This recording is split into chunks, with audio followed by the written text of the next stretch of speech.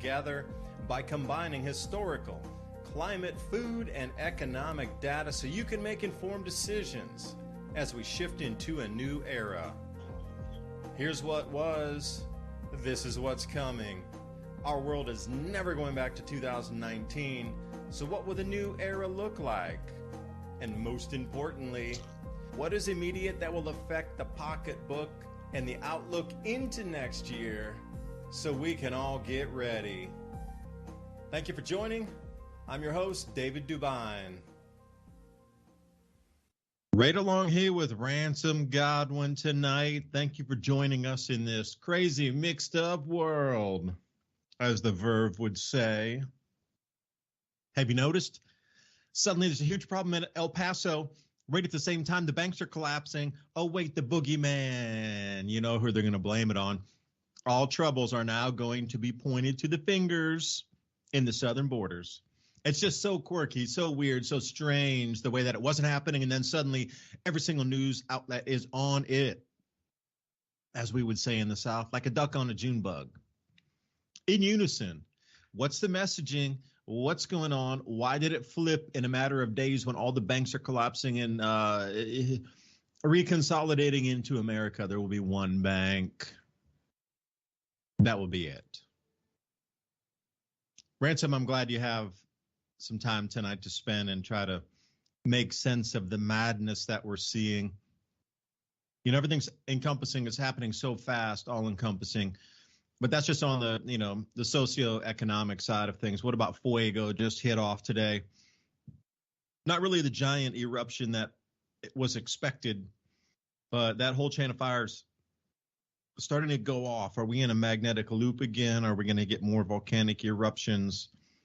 Haven't had a chance to really follow today and yesterday's sulfur dioxide plumes that are moving across the planet at 60 degrees north. But as you chat, I'll jump into Null School and windy.com and see if I can mesh us over something. I need to check the silver prices too. Because I've been out all day, totally away from the computer, just working in my farm, out there chainsawing trees that fell down, planting, getting our sheep, building feeders, trying to get the chicken coop a little bit more buffed out. Hey, we're getting turkeys, by the way, and we're going to get geese. So setting up some new quarters for the new protein sources coming in, and I mean eggs, because geese eggs are huge, turkey eggs are large. Meat birds, not really. Egg birds, bigger the egg, more the protein. So anyway, Ransom, I'm glad you joined me tonight, and welcome, man. The floor is yours. Yeah, you remember last week I pretty much called this about El Paso. I said there was 35,000 people already, maybe more, maybe less. Well, that number turned into what looks like 500,000 people now, and I live right next to it. So the overflow is about to happen. You're about to see this. I don't know. It's right on time, like you said, for the bank failures and everything. And I wanted to show everybody while I'm talking about this. They just flooding over the border. It looks like exactly how I described it last week when I said it's a Black Friday mentality. Now, you see these scenes at the border here. This is a scenes in my opinion, in the next 5 years is going to be something that you see at grocery stores and at food outlets from Europe to the United States. Hopefully not here. Today I was out walking around looking at everything that sprouted that I've planted. The last month there when on the new moon, and everything's just popping up and there's no bugs like usual. So I'm hoping personally, I'm going to have a year of abundance of lots of tomatoes, squash, corn, et cetera, et cetera. But the way it's looking as far as the nation goes, and I did call this, and I was talking about how they already had equivalent to the same amount of people that's in the city that I live in. And it's an hour drive from exactly where I live to the border. And I kind of called this, and with the days leading up to the Title 42 expiring, millions more people are coming. This is just, a little bit of what's about to happen. Things are, I don't know if you want to call it a collapse, because it's like a horror movie in slow motion, and we'll get into that. Banks eating each other, and in the midst of all of this, I don't know if you saw that, but I sent you a picture. It's a graph that was talking about 1 year ago how food prices had skyrocketed since 1 year before that, when the Ukraine-Russia situation first started getting going. And it's so funny. It's like, not to be Nostradamus, but we talked about that all last year, and I brought it up about the drone warfare, etc. And now you're seeing attempted assassination plots on presidents and oil refineries blowing up. And these are all the things we're talking about. Next, it's going to be the hackers. The hackers are doing everything. They're going to, twist that into the bank narrative of, these little banks. And news is across the headlines, so it's starting to catch up. People don't trust the banks with their savings. They don't know if their savings are going to be there tomorrow. I mean, that's what's going on in real world USA. This border thing is crazy because it is what happened to Europe in the past 10 years in fast forward. So it's going to be happening to us a lot faster. And you're going to be starting to see some bizarre stories, Houston, Dallas, etc., Tucson, Phoenix, because these systems that we have to protect, kind of the safety net for our own civilization here. We have these little programs like food stamps and homeless shelters and what do you call them? Food banks and things like that. All that stuff already empty. Now it's going to be completely bankrupt. I mean, where are all these people going to fit into the system? Well, they're going to tell you that you have to pay for it, that for the greater good, you're going to have to get used to, not having as much or not having anything really, because there's already millions and millions of impoverished Americans from the East Coast to the West Coast and everywhere in between. It's not like we don't have third world conditions right here in the USA. I'm sure you know all about West Virginia and people that live along the Appalachians. I live in one of the poorest states in the Union, New Mexico. Then there's Oklahoma and Arkansas and places like that where it doesn't matter the color of your skin.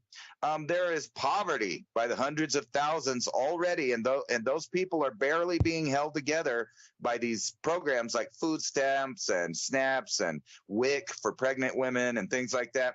You're about to see all of that social programs, and as far as socialism, close up right now because they're not going to have enough resources to hand out to everyone, including the people that are already here. Now, my heart goes out to some of the people that are, desperately trying to get in here. I feel like it's like, when you were a teenager and you looked around all night to find the place to go, and then you finally found out about a house party, and you get there and it's over. The apex of the party already happened and everybody's going home. That's what it seems like America is at this point. It's like a house party that everybody's late to the party. And I don't know, this is just interesting. If you've seen some of the videos coming out, and I did call this last week, there's lines of border patrols with razor wire, fighting off thousands and thousands of people. But guess what? They already let hundreds of thousands of millions of people. A lot of people can't wrap their head around this, that in the past 20 years, upwards to 30 million new people have been added to the population of the United States, and they're still coming.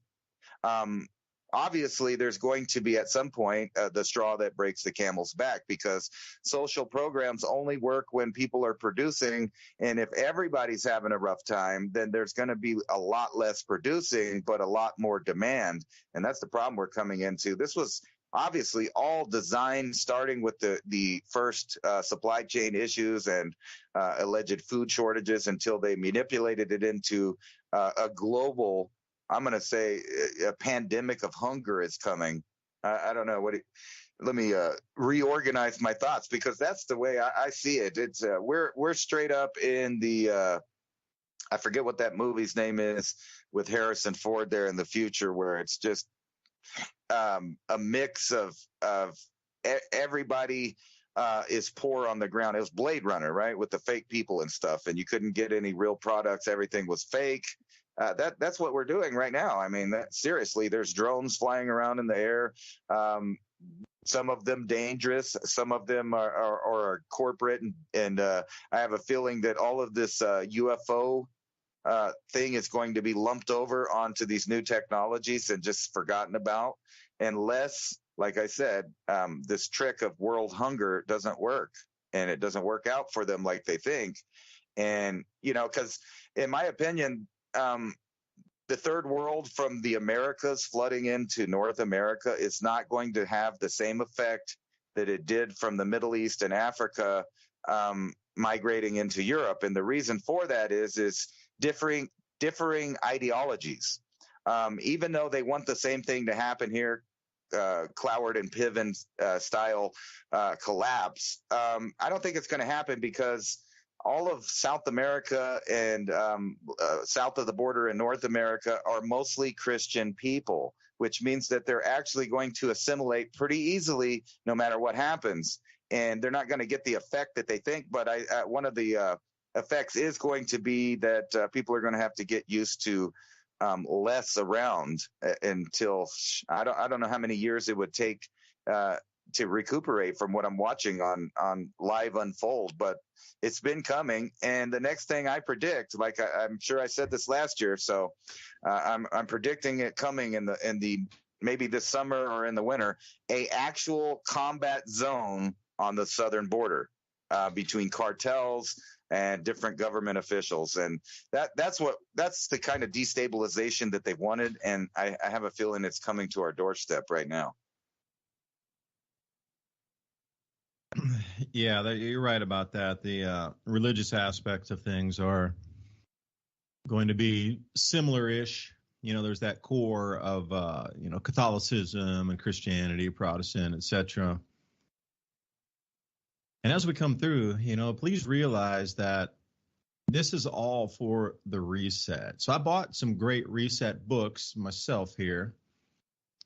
And let me grab them from my shelf, because I'm looking at these different things here. I got the COVID-19 Great Reset from the World Economic Forum with the blue cover. But I also, excuse me for the long ball talk here, I also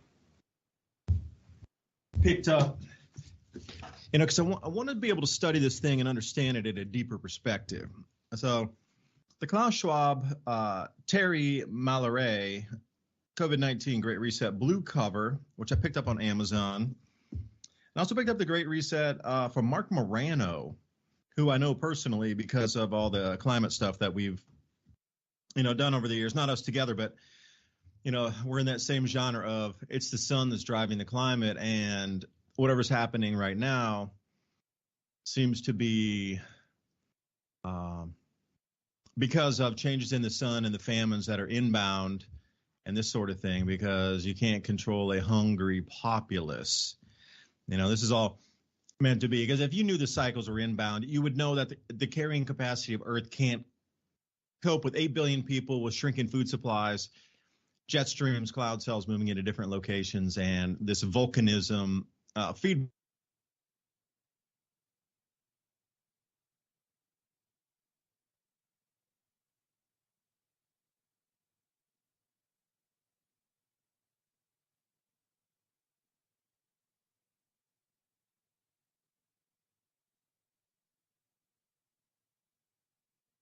Okay, and that dropped off, so let me jump back in. I hope that either somebody kicked me off. Thank you, agencies of the alphabet. But when I was looking at it, the carrying capacity of Earth at its current state, when there was functional supply chains, very complex supply chains that were just-in-time delivery, that was available for us to boost the population level to the highest ever. But as we come into these cycles of the sun, well, we start to find things contract during these periods of time. Now, you got to think about this in a nefarious way, and I've talked about this over in North Africa and the Sahel, where there's going to need to be a new food grow zone set up, because we're going to start to lose part of our food growing areas around 45 degrees north and above, or 45 south and below to Antarctica immediately. And that's been ongoing for a couple of years now, very, very distinct numbers coming out, quantifiable, verifiable, that food production is really lacking now in different areas of that part of the globe, anything north. So we're going to have to come up with a new food growing area. So I was saying a lot of that immigration that came from, Northern Africa and the Sahel was sending those people up to, Europe on a one-way trip. They're never coming back, but you were depopulating the new food zones. So there would be no resistance, no, standing army of such. So 10 million people approximately have left North Africa, the Sahel region, and gone to, follow the dream. More money, better jobs, better quality of life, etc. But what they left was their homeland in a very arable, very warm, double rotational crop zone on the planet with a little bit of resources put into that development, pulling the water from the Nubian sandstone aquifer and the sulfur aquifer off of Morocco. And that you're talking about thousands plural of cubic kilometers of water in these aquifers that run through the North African Sahel. We're talking tens of thousands of cubic kilometers of water. You drill down in, you tap that. It's almost like the aquifers in America we've been draining for 150 years, but they've never been touched, really. I mean, there are some wells in some villages, but in the whole grand scheme of things, it's so far off even a rounding error of using that it's really not even, you can't calculate it, really. Like the amount pulled out is instantly replenished by the Mediterranean and also the Atlantic. And then if you go over to the Gulf of Aden side, that, Indian Ocean pulling in from that side. So that continent's surrounded by 3 different water bodies that are continuously pushing through the sandstone filtration and refilling that aquifer. The above ground rainfall is also increasing. You look at the new Renaissance Dam, and that whole Sudan war thing is more about who gets the Blue Nile water runoff, but at the same time, who gets the electricity, who controls that coming off the new Renaissance Dam in Sudan, controls the food growing area of the Sudan, moving into our new phase of a new crop grow zone setting up. But how were they able to do that? Well, everybody's up in Europe. And then I'm looking at this going, all right, well, there's a very open welcome mat here in America right now. Okay. Where's everybody coming from? Well, they're all coming from those same zones of extremely lush, double rotation crop, easy to set up grow zones, and it won't be affected so much by these changes that are inbound right now. But again, mainly, like you said, age of men. I watched a fair few of those videos today, and I was kind of fascinated by it as the media just all in unison pounced on the story. Like they've been trying to put this off for 2 years or something, and suddenly it's on everybody's front page headline stories today, from MSNBC, CNBC, CNN. It doesn't matter. Every reporter's down there. BBC. It does not matter. The entire planet is focused on it. But what is the same that has happened between Europe and now the United States? An evacuation, I don't know what you would call it, a dangling carrot to get fighting edge men that would be the resistance for you going down to occupy their lands to grow food and export all of that. Because, again, back to the Great Reset books, I got the Great Reset War for the World by AJ and Joe Rogan. Excellent one. And I also got the Glenn Beck Great Reset book. So I have this, The Rise of the 21st Century. So I got these 4 books because within that, it encapsulates a plan. Meticulous. But the thing I'm adding, and I should write my own book on this one, to try to wind those 4 books together as the food production is the key to civilization. Without the food production, we have no society. We have no civilization, period. So through my research over the last many years and what I've seen with the volcanic eruptions over last year and then this year, specifically Shivolution in the last month or so, food production is going to decline, not only from magnetic fields on the sun changing that are moving our jet streams and cloud cells. That occurs every 400 years on a regular cycle. Like that's a known civilization resetter right there by itself. You don't even need anything. except to let the sun take its natural course, and we just literally can't grow enough food to feed the populace. Now, these resets that occurred, keep this in mind. I'm going to throw a couple numbers I want to get in. So approximately 8 billion people currently. Now, these last resets that occurred with the sun going into a low magnetic phase, activity phase, otherwise known as a grand solar minimum, there were 500 million or 750 million people on the planet. About 10 times less. Some even 16, 14 times less. Whatever number you want to use in there, 14, 16. We'll make it easy math, 10. Okay, there were 10 times less people on the planet. But what happened then?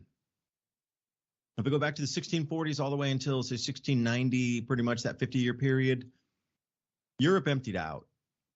And if you look at the Scandinavian countries, they emptied out 90% of the people left because they couldn't get resupply in. The sea ice kept packing in there. They couldn't get the ships in, and winters were so brutal that people just ended up leaving.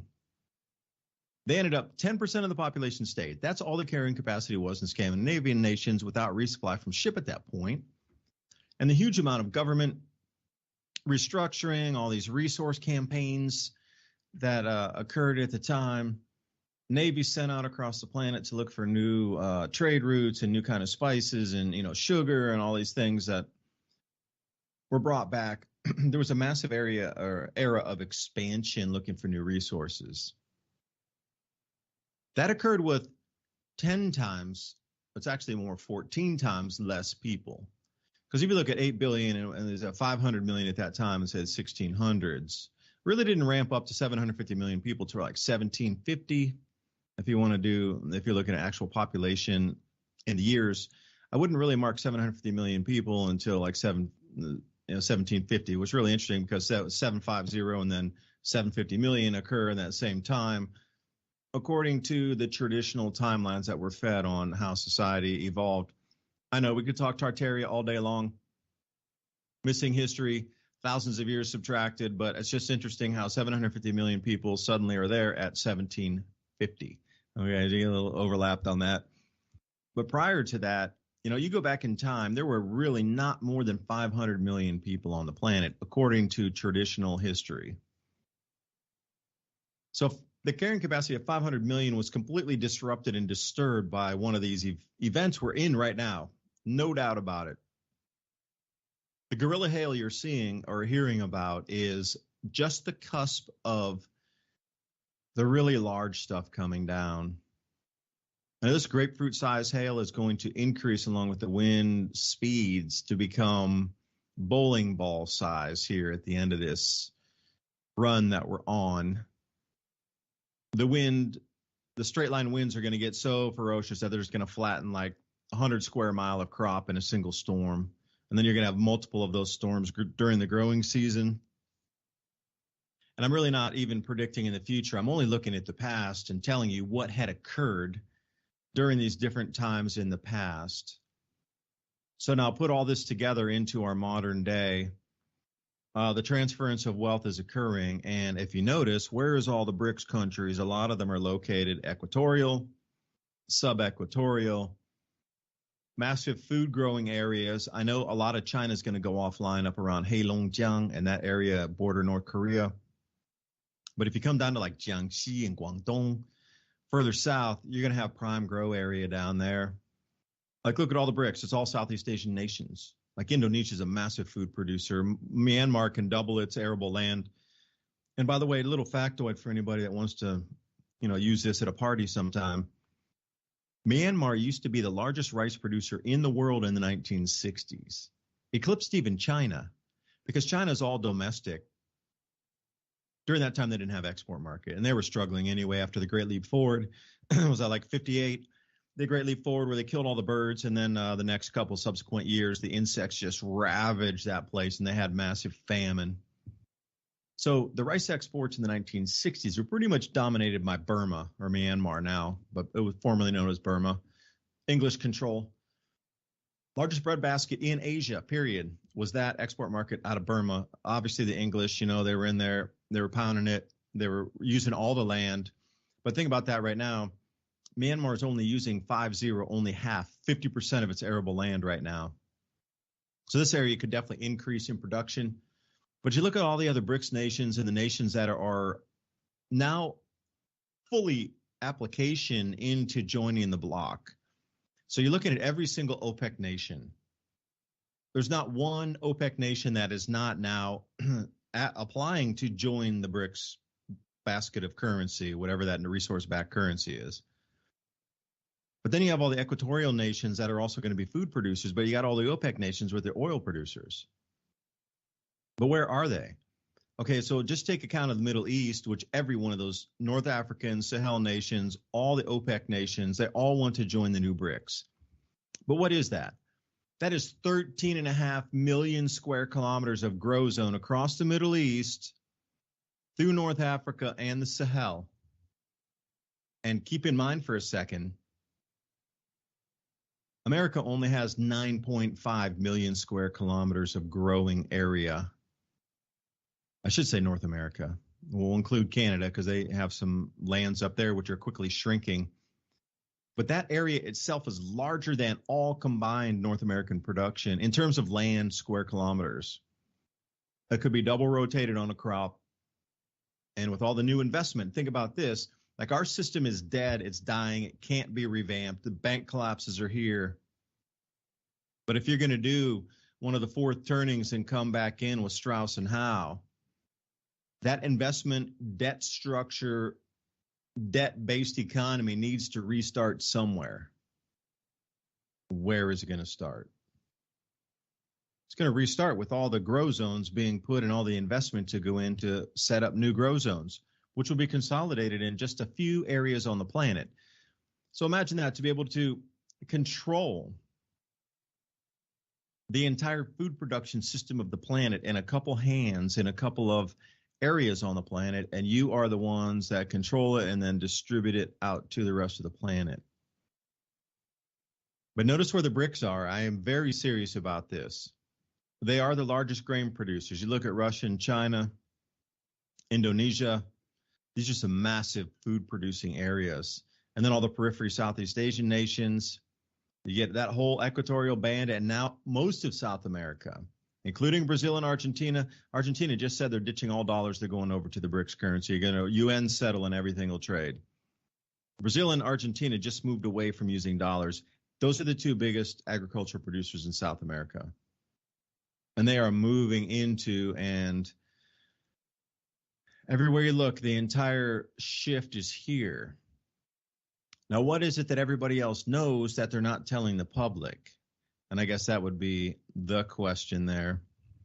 But anyway, Ransom, I'll let it back to you because I've been rambling for a moment here. But you can see how this thing is kind of set up itself as the new food grow zone, along with the energy, and it's all consolidating into just something that doesn't include any of the West.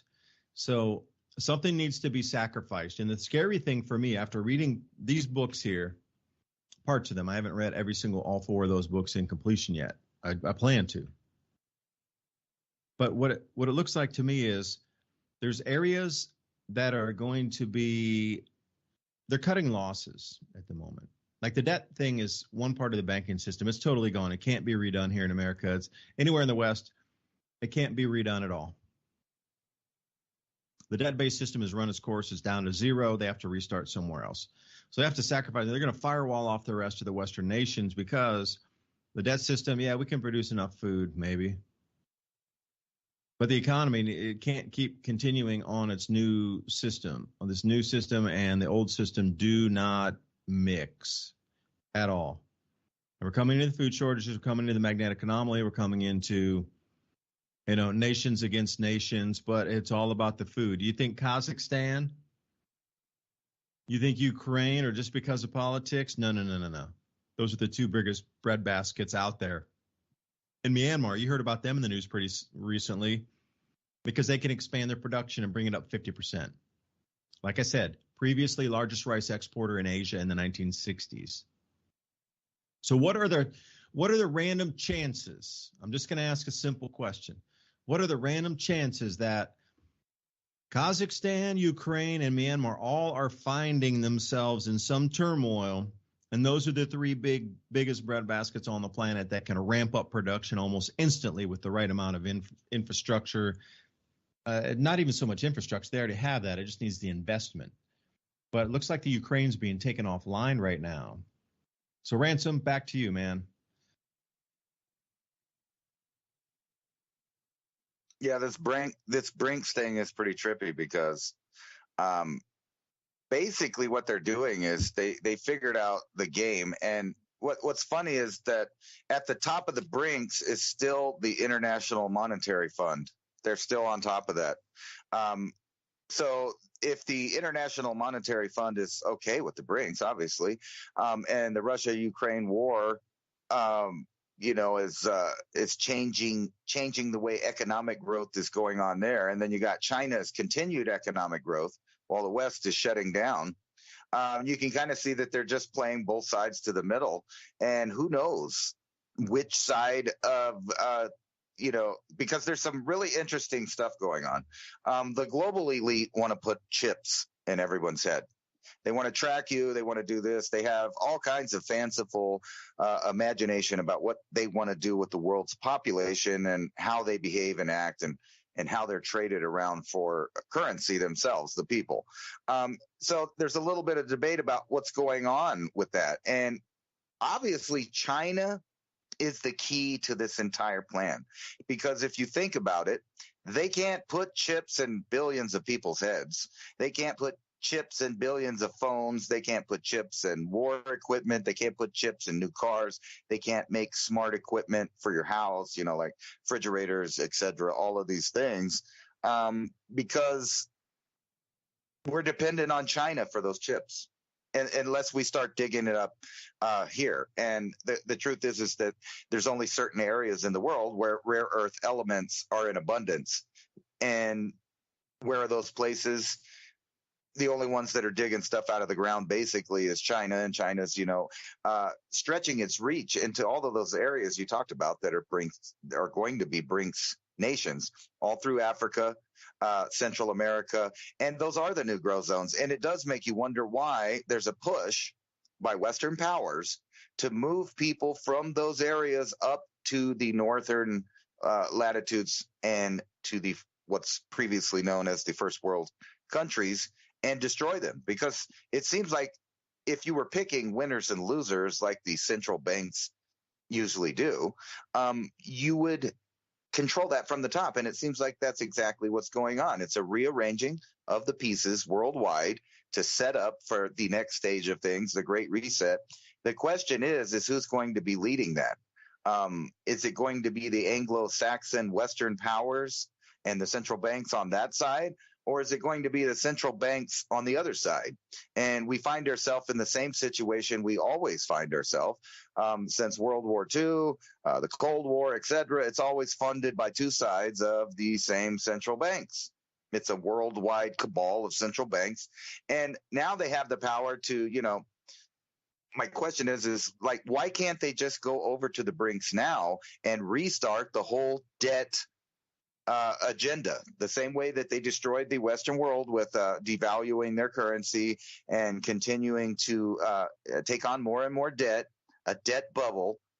Now they can just let that fail in the Western world and start debting people in the other side of things, the Brinks nations, because they're going to be needing monies and things to build infrastructure in those places. And it's really funny because there's 50-50 on the news headlines. Like, here's one right here.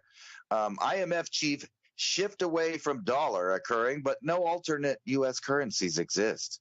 And then over here at the Mises Institute, will a new Brinks currency change anything? Maybe. And it goes on talking about that, how these countries can just legislate a new money and then go over to the Brinks with no debt on the newly formed money that they're doing and start the whole debt process over with a different population of the world, while the other half of the world, is being dilapidated and collapsed. There's room, because they've always done this plan where somebody has to suffer for somebody to do good. instead of everyone doing good in an equal, free market system where everybody has their own products from their own countries and they grow their own stuff. And it does make you wonder why millions of people are leaving the best grow zones on the planet to come to a failing nation that can't decide which bathroom to use, and the money's devaluing, and the food prices are going up, and the rent costs are exponential, and land is harder and harder for normal middle class or blue collar people to afford in any place that they would want to live. And you just have this from the top down collapse of the system, the debt system they built over here. But it seems like it's all fresh to all these other people that have lived under these systems, communism and different things, that they might just tempt them with, hey, how about if you have a good credit score and, you behave right, we'll give you this line of credit and you can actually open up a new business in one of these countries and exploit the environment as much as you want, like China does and other countries do, but yet they cut off stuff over here saying that we're killing the environment. It's an obvious, playing the favorites or designed game. They just moving the pieces around and switching the flags. They did the same thing in World War II. A lot of people think that we won the war against the Nazis. You can say that, yeah, technically, according to history, but what really happened is just a reorganization of the program that the both sides of the banks, the Warburg brothers in particular, you had one over in the United States and one over funding the Nazis. And then when it was all over, they just pulled down their flag and everybody got new jobs, either in the newly budding Soviet Union and that technological, mechanism that they were doing over there to be the other example against us, where the other half of all of those employees, because that's what they were employees, and they moved over here and they started building our industry and starting our programs over here, our alphabet agencies, CIA, all of these things that happened over here that are directly connected to the scientific experiments and the rearranging of borders and all of that stuff before. They didn't get their United Nations that they really wanted. And, the previous war before that didn't get the League of Nations like they wanted, but they never failed to stop trying, and they're doing it again. The question is just which type of future are they going to let the governments have? Because it looks like, plainly to me, that the United States is either going to have to go to war with China in a kinetic war and beat them, or make a deal with them so that we can get all the chips that we need for this totalitarian nightmare of transhuman nonsense that is being pushed on the Western world while we collapse.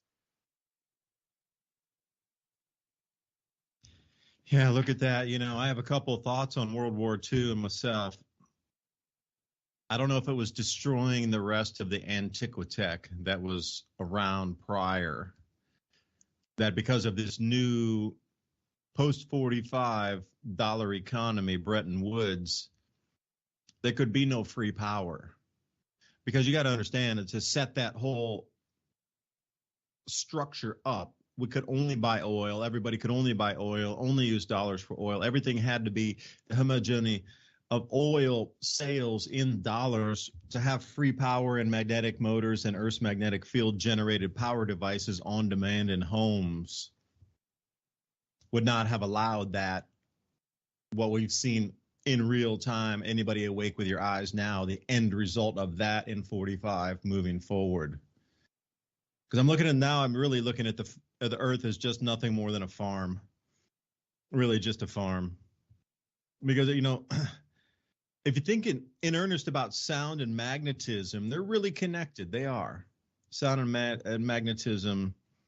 Think about it. Sound creates a magnetic field.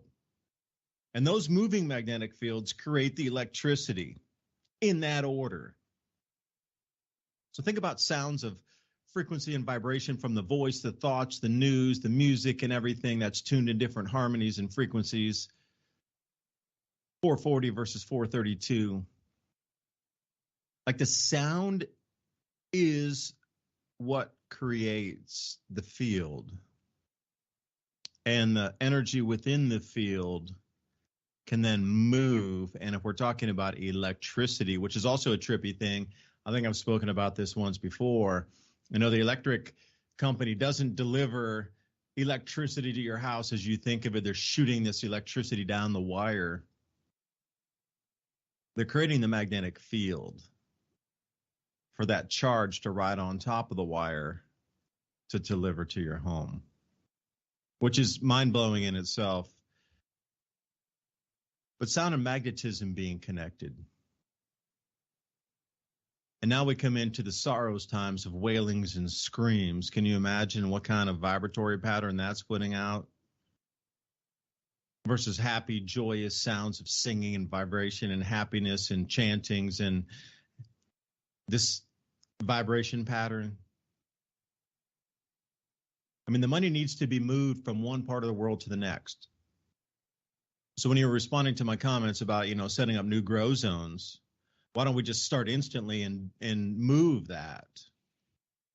Well, it can't be done in that fashion because there would be too much wealth lost in that instantaneous movement. It needs to be continuously drawn out. And if I do interpret what I'm seeing around the world in real time in front of me, if the sound creates the magnetic fields, that the magnetic fields then move the electricity, the amount of negative sound created in this matrix is something's feeding. That's why I keep coming back to the farm. We're at the farm.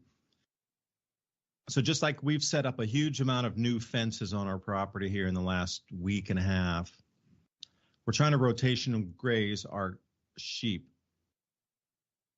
Originally, we had them in an area, and we would let them out in the 2 acres that was fenced in, and then we'd try to get them back in the evening. Originally, they did follow us when we had, you know, we were using horse feed. For anybody out there, if you're going to raise sheep, use the 12% protein horse feed. You can get that in a 50-pound bag, although it's gotten expensive lately. So we, you know, there's tons of, you know, flowers and all kind of emerging, you know, greenery coming around during the springtime. These sheep are super happy. They're nibbling everything out there, 2 acres. But the problem is we're trying to plant in the fence line. And then they started eating all of our wine vines too. Now they're eating, you know, we're like, whoa, you guys got to stop. You can't eat the muscadines. You got to stay away from the white and red grapes.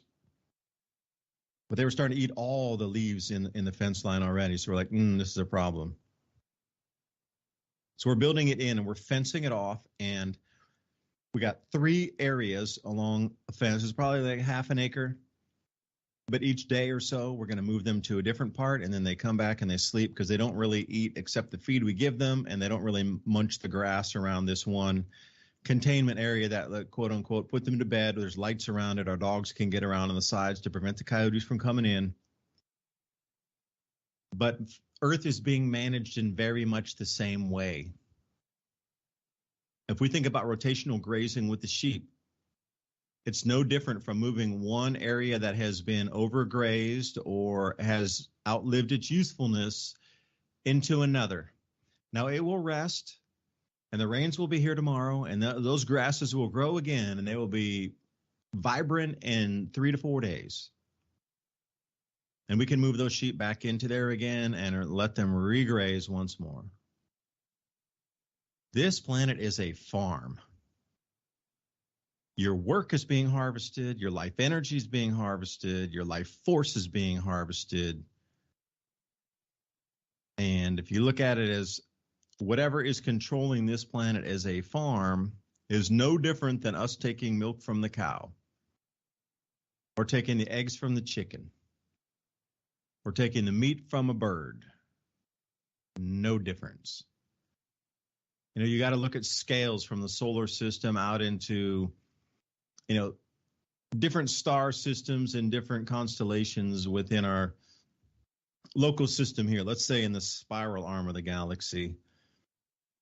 Because you look at the planet here, our planet, you know, how old is it truly? Is it 4.5 billion years old, as they say? Okay, I'll give you 5 billion. We'll use the number 5 billion years for the Earth.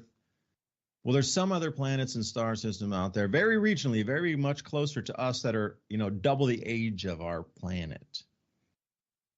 See, even if it's only 20%, let's say it's 1 billion years older than us. There's something that has had technology and sentient life that has developed tech on a billion-year time frame way ahead of us. So what if you rocked up to a pristine planet only inhabited by Sasquatch and only inhabited by Neanderthal or some type of the ancient ones that were here, and that was it, and the planet was like, this movie Avatar really kind of blew my mind because, yeah, it was great, the great, visuals and things. Number one, I saw number two, it wasn't that good. Number one, the way they went to this pristine planet, that everything was in symbiosis.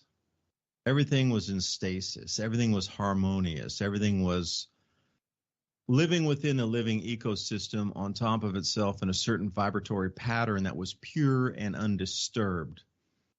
They didn't understand the harvesting of trees, the harvesting of minerals, because that would throw out the magnetic balance of things. But what if you had technology 500 million years advanced and you came to this same planet? Would you not scrape it for its resources? Would you not farm it for its, what do they call that? Human resources. I mean, they tell you exactly what it is right to your face, even in the corporate world. You are a human resource. No different than an animal resource, a mineral resource, a fisheries resource, a forestry resource. It's to be cut, used, harvested, processed, and the end product comes out for somebody else to sell in a different market. Now, whether that market is on Earth or whether it's off Earth, either or. So this, and I'll say one, I went a little off topic here, but I will say one thing. It seems that I did a video on this just yesterday. If anyone wants to go to the Adapt 2030 channel and check it out. Anytime there's news of a huge amount of BRICS or countries that put applications in to join the BRICS nations, it seems several more banks collapse in our Western world on cue, in unison, because now they're going to start to use that as weaponized news because they know if 5 countries are going to get a 10% reduction in bank stocks or equities across the Western world. And 19 countries came out just days before we've had this latest bevy of collapses. So what's the random happenstance of a month and a half ago when Silicon Valley Bank, Signature Bank, etc., all started to have runs on their banks? The same thing, the unison build-in of everybody's moving to BRICS, and they named a bunch of nations from United Arab Emirates to Pakistan to, look at the list. It was about 12 back then. But you have to think about the money's in movement, because those with true wealth start to see, wow, if Pakistan and Saudi Arabia and United Arab Emirates all say they're going to start moving over to the BRICS, well, maybe I'm going to move part of my portfolio and move my money straight into their banks, straight into their stock markets, because whatever it is, you could literally be blind and throw a dart on the board and something's going to increase in value in these really, really emerging markets. So you start to see these massive bank withdrawals anytime these countries are named that are joining now the BRICS or have applied to join BRICS, because it's in motion. It's going there. And once these countries get there, and they're all part of this unified financial block with gold-backed currency, resource-backed currencies, everything is just going to go to the moon and beyond. I don't care what you put your money into, you're going to 10x, 100x it for sure. If me and Ransom were to have the same conversation 10 years from now, and you were to look at some of these markets that were in their infancy now or emerging markets, they're going to be equivalent with some of the largest markets we have on the planet.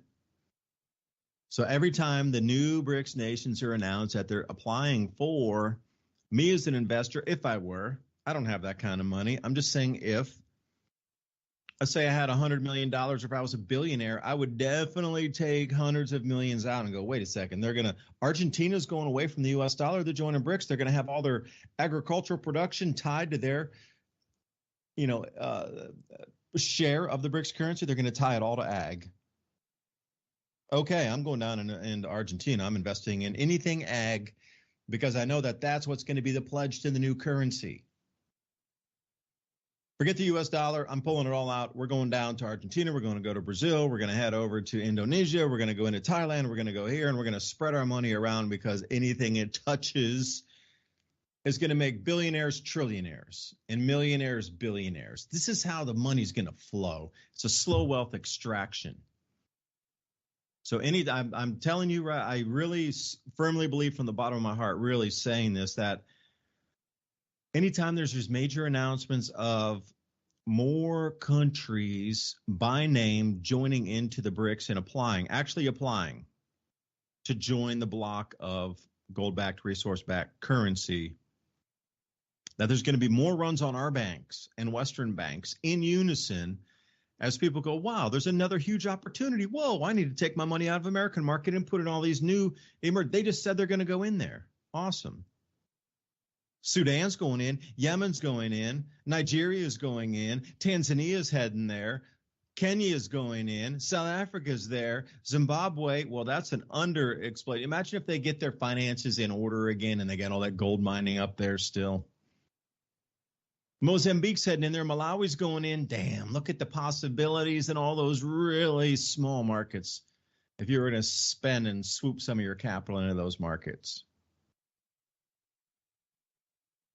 Look for it in the news. Every time you see a major announcement of like 5 more countries, 10 more countries applying to join the BRICS, we're going to have a bank run every single time. That is the money moving to the new emerging markets.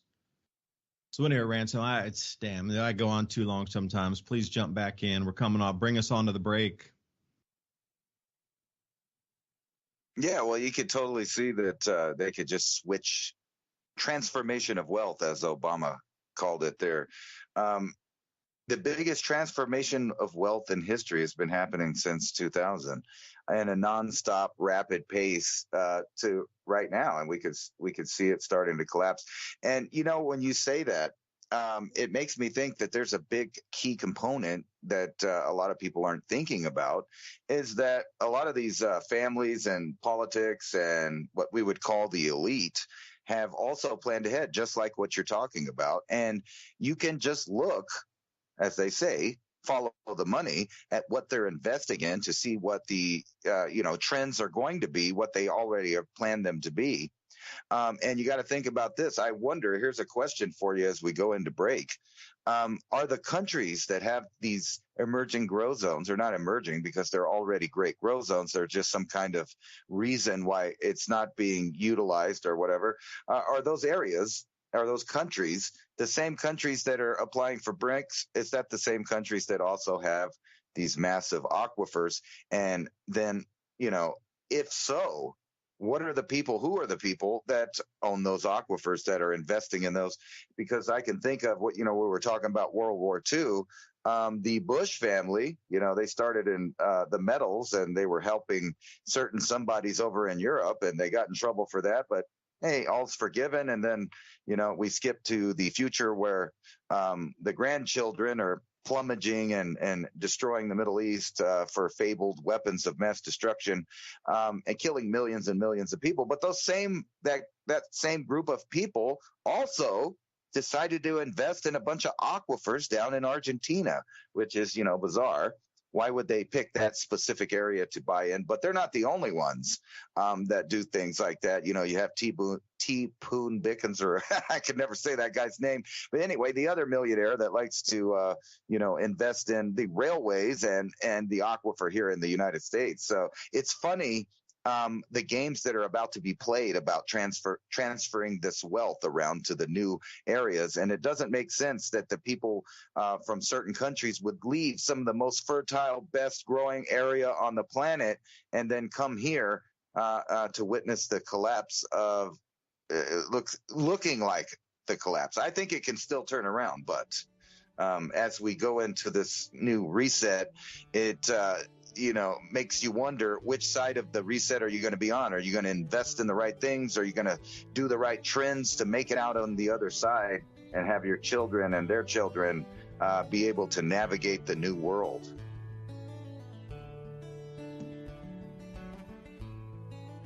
They don't call it the New World Order for no reason. We'll be back after the break. Please remember to stock up and get your preps in order as we move through these challenging times. David DuByne, Ransom Godwin. We'll see you after the break.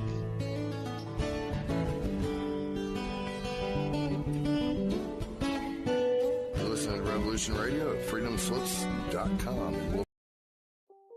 I've never realized a time that was more necessary to make sure you have a backup of food than there is right now. We see all of the food markets going expensive, every item. And some of these items that they offer in these kits are approximately $1.50 to $2 a meal or serving, which is quite a bit cheaper than anything that you're buying now. I'm really interested in the protein pack, because this is where, even if you're gardening and you're not going to have these proteins, but you can stack them back. And this thing has chicken, beef, eggs. So it has a lot of protein that maybe you could mix with the stuff that you're growing. I'm really thinking that this summer is going to be starting all of the hard times as far as it is for people with food. So I think this, beyond any other time that you've thought about buying storable foods, is probably the occasion to give yourself some insurance so that when hard times come and the trucks stop coming, you have a backup plan. At least you have nutrition to get you by. And some other people are not going to be doing that. They're going to be having difficulties and maybe even finding themselves in aggressive situations with hundreds of other people trying to get supplies that are no longer there. And these kits have everything. Fruit, you got the meat. It's all stuff that you're going to need to survive. The insurance that people need right now, I just don't think there's ever been a comparable time other than maybe when, we had soup kitchens in the 20s and right again in the 40s when things were becoming thin again. And we're in that time now. And when you start looking at world events, you can see that the food supply is going to be tied up with multiple different events around the globe. And you don't have to worry about those things if you have this taken care of. You can get 6 weeks, you can get months, depending on the size of your family. This is definitely insurance for survival, because other people are going to be fighting over the scraps that are left at the store, and you don't have to do that. Yeah, you mentioned something there, the seeds as well, to be able to grow some of your own food in addition to having stored foods. But when it goes down, it is going to go down. And things that you think about it right this second, everybody's talking about buying gold and silver as a way to hedge against inflation or be able to have something to be able to pay your property taxes in the future. With the devaluation of the currency, well, it will be the exact same thing. Now, do you have enough money to buy an ounce of silver? Perhaps you do. It's the same thing with food preps. The 1 week kit compared to something like a full 6 weeks kit or a 12-week kit. Even if you get just one small minimal thing to add to your stack. I talk to people who prep all the time. It's always about tools, storable foods, water filtration, and a way for you able to store water and filter it at the same time. Because if you can get that closed loop enough, there's always going to be somebody that will help you garden with those seeds. Heirloom seeds is where you want to go. Heirloom open pollinator seeds. Because at the end of the day, when you collect those seeds at the end of your season for growing, you want to be able to store those and then have them so you can replant next year. I think that supply chains are going to start constricting even further. I mean, look at the way that the world laid out. These really incredibly complex supply chains are now starting to fracture in the middle of everywhere. Political strife. We didn't even talk about the ozone depletion event that's going to wipe out food production further in the Southern Hemisphere. The tipping point. Humanity's here. We're seeing it everywhere. So how do you protect your friends and family? Because you got to think everybody has survived. We would not be here having this conversation if people had not survived the last 8,000 or 10,000 years of events that were far greater than what we're going to experience. It just takes a little prepping, a little bit readiness, and I do believe that we'll be able to get through this. when we're talking about these seeds and the storable foods to go with it, you're going to have to probably invest in both of these ideas. When you go through the list of the seeds that they give you, these heirloom seeds, they're the best type of food that you could possibly get or grow yourself. But you have this backup of the food storage that lasts 25 years. And that's heavensharvest.com. Use the code ADAPT at checkout. That's ADAPT. Take 15% off your order. Whatever comes your way, weather, war, whatever it is, you're prepared, you have security. At least you know that your belly's going to be full so that you can continue on the work that needs to be done to stabilize everyone's life around you. Ransom Godwin and myself were talking about, how this food is so integral and how the money is following the food and how these bank runs that you're seeing are moving from one sector of the world into those who have decided that they're going to join the BRICS nations. Well, that's just like a no-brainer. Imagine like 2015, if you would have thrown your money, anything crypto, if you would have equally weighted across anything in crypto at that point, like, $100 on each one, they're only like 30 at that time, or even $50 on each one. You spend $1,500, put $100 on each one. You got Bitcoin for like, $1.50 and thing. If you would have put any money in there, just threw your money in there and just waited, you wouldn't even have sold anything until today. You would have got the you wouldn't have a Litecoin, but you got the Ethereum for like under $5. Yeah, you would have had Litecoin at $1. You could have gotten the Bitcoin for, like I say, nothing. Think about that point. Even go back to 2013, there were like 5 cryptocurrencies. If you would have put $100 in each one back in 2013 and just waited, you'd be a multimillionaire now. Because think about picking up Bitcoin at 10 cents and putting $100 in there. You're talking thousands of Bitcoin at $60,000 each, back at the highs.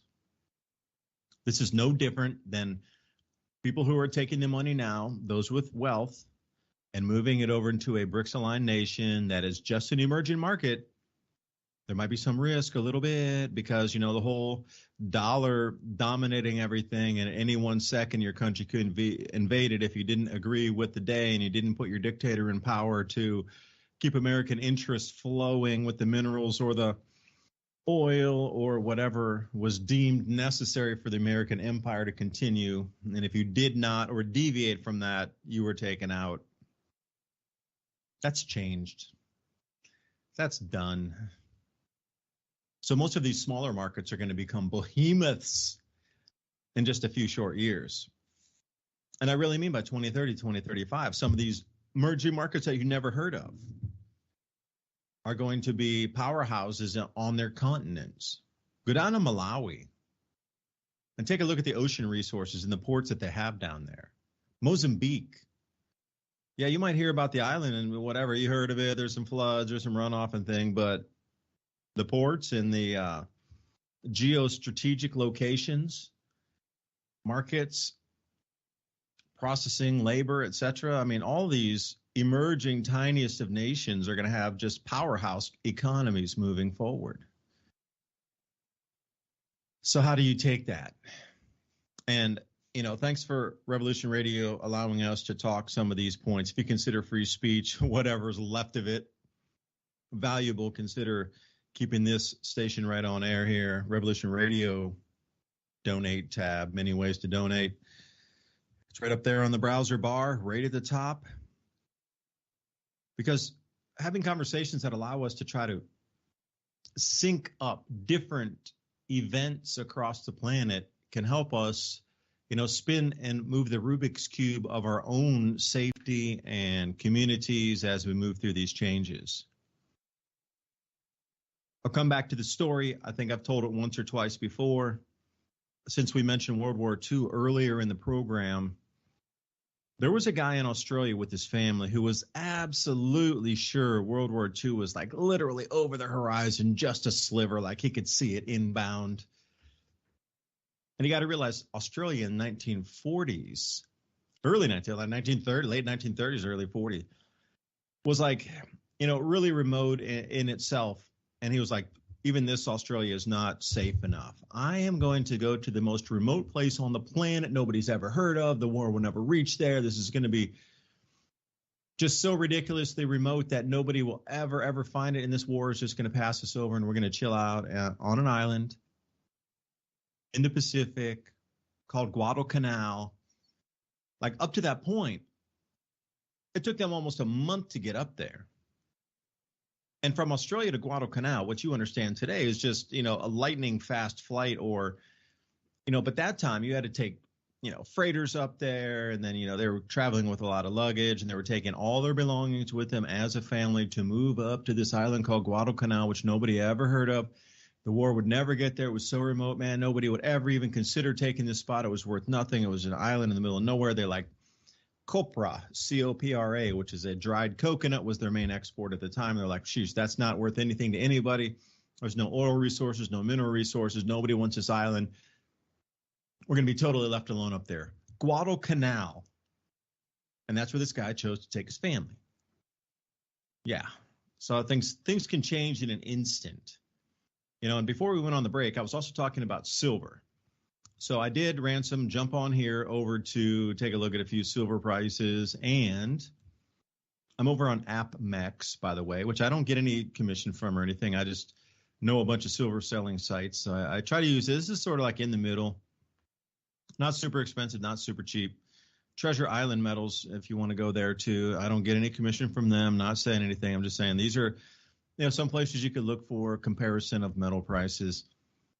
So I'm over here looking at the American Eagle, and currently, if you're going to use a credit card to buy this, $49.35 per ounce for American Eagles. But then I look up and say, that's pretty expensive. I know the most expensive one for me, at least through history, has been the Libertad, which is the Mexican 1 ounce coin. And then I look over there, and credit card, $49.29. It's 10 cents cheaper than an Eagle now, which was unheard of. So what is happening with silver prices? Like, even if you go to something like the Philharmonics, you're still going to look at, $33.66 for a 1 ounce round. And unbelievably, the cheapest of anything that I could find so far as we were on break, scraping through all the different types of sovereign issued coins, was the Silver Britannia, which is $32.61. Now, these prices in themselves are ridiculously unheard of. Perth Mint, the Kangaroos, well more expensive than that. Krugerrands, because I was talking about South Africa, more expensive than that. Philharmonics, more expensive. Maple Leaves, which generally aren't too bad in price, $36.78 right now for a maple leaf. So look at this and go, whoa, something is breaking already in terms of inflationary pressures if they're pricing this in U.S. dollars. So, even this metals, there's a huge amount. Like, once the real people understand, because gold went over the actual all-time highest price ever today for a few hours briefly. And then it pulled back to $2,060. So if you're looking to buy any gold out there, and again, I'll say American Eagles because, any of these sovereign issued coins, they're super well known, and, nobody's going to really try to counterfeit Eagles because it's American currency. It's like trying to counterfeit a $20 bill. Any things that sovereigns, especially on the 1 ounce level, a lot of people, there's so many security things in it when you're looking at coins. Now, if you're going to do a 10 ounce bar, a lot of people try to counterfeit those 5 ounce bar because you're talking like $10,000, a 10 ounce bar, $20,000. Fill it with tungsten, etc. But the 1 ounce coins are really difficult to counterfeit. They have multiple security measures across these things, and it's a sovereign nation's actual issuance. With that being said, American 1 ounce gold Eagle today is selling for $2,339.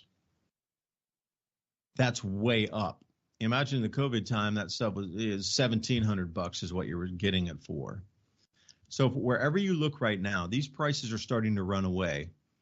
Now, it will take about 1/5 of an 1/8 of a second for the general public to understand if you get one coin, you could pay off your house as this hyperinflation moves through.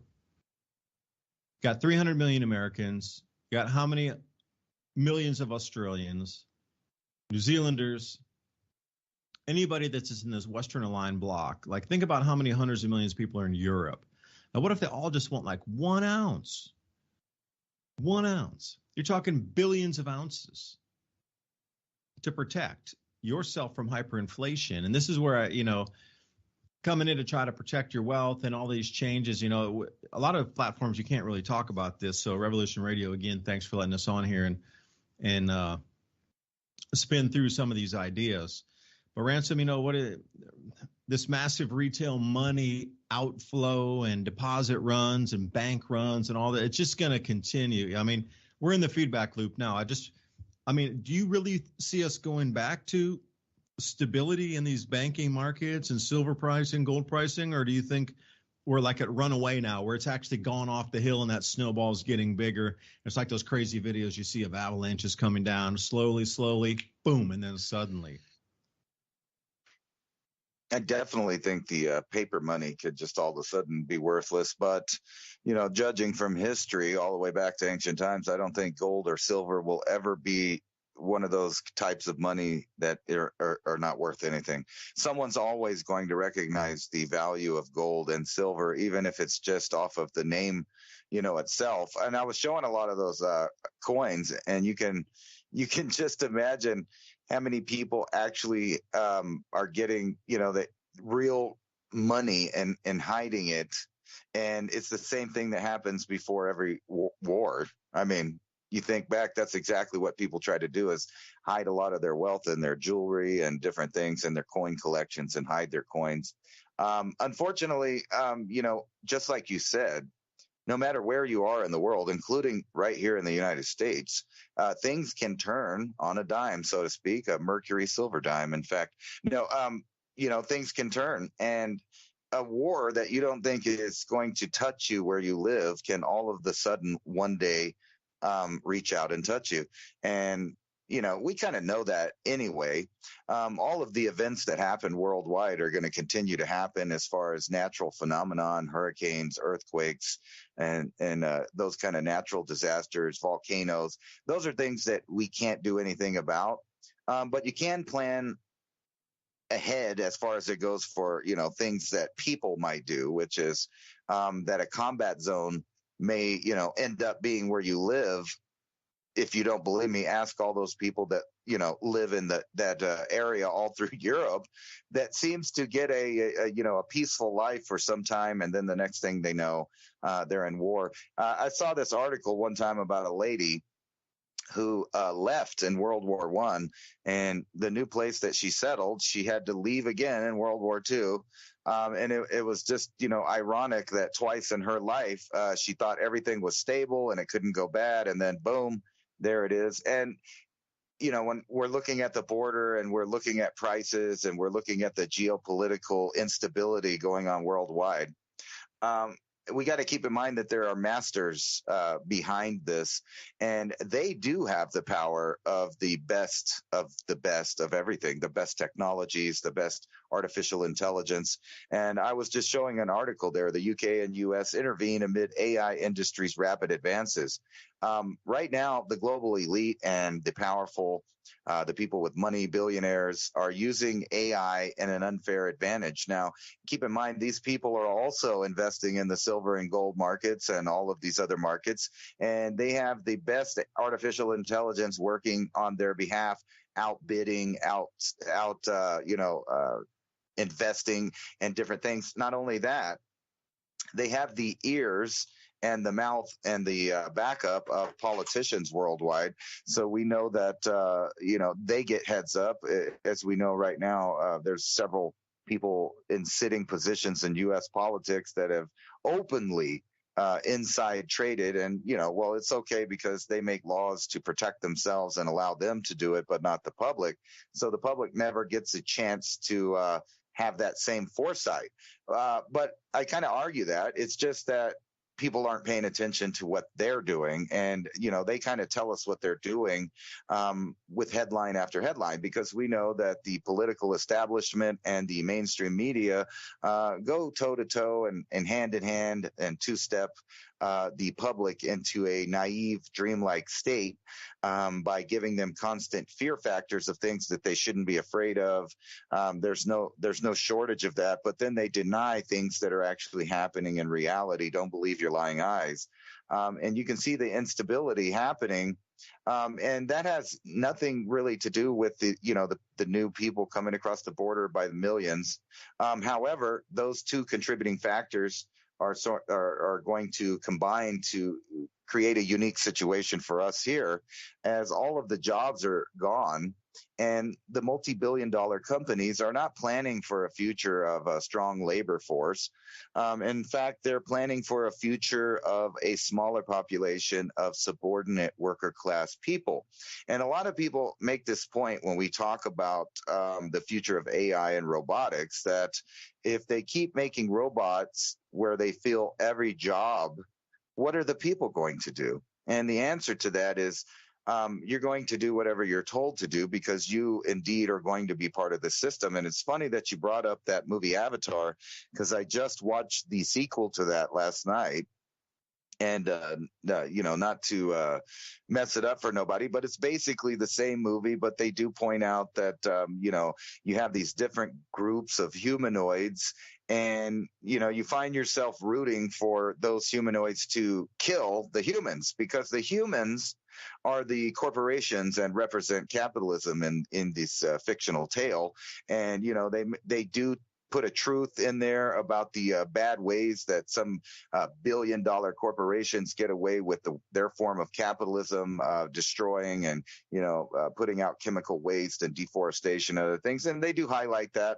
And in the movie, it's weird because they give you a new focal point of the plot of the movie. It's no longer about just the planet and reaping its resources and its ore and different things, but no, there's a species on the planet that looks weirdly just like a blue whale or a humpback whale, and its brains make people live forever, literally. So that's what the whole thing's about. But they throw in this green movement kind of fictional stuff, blaming people that use products as the culprit, when actually they're the people that make these programs, make the laws, and they're the ones pushing forward all of these destructive corporations that do these things, because they don't favor the mom and pops farms and stores and things like that of the old United States. How things used to be set up. So they've closed all that down.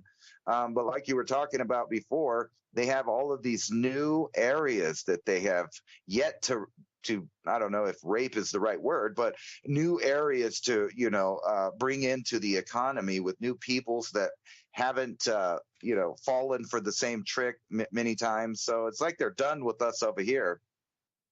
But it goes back to this AI. What are you going to do for a living when here's the headlines that are out there? Employers to cut 14 million workplaces globally by 2027. And if you open it up, it's a article from Sputnik. And I know the Russians are supposed to be the bad guys, but Sputnik's a pretty good news source compared to some of the others that are out there so far that I've noticed. Employers to cut 14 million workplaces worldwide by 2027, the World Economic Forum. So it's not really from Sputnik, it's from the World Economic Forum. And it's talking about how employers across the globe are planning to create 69 million workplaces by 2027, making it sound really good.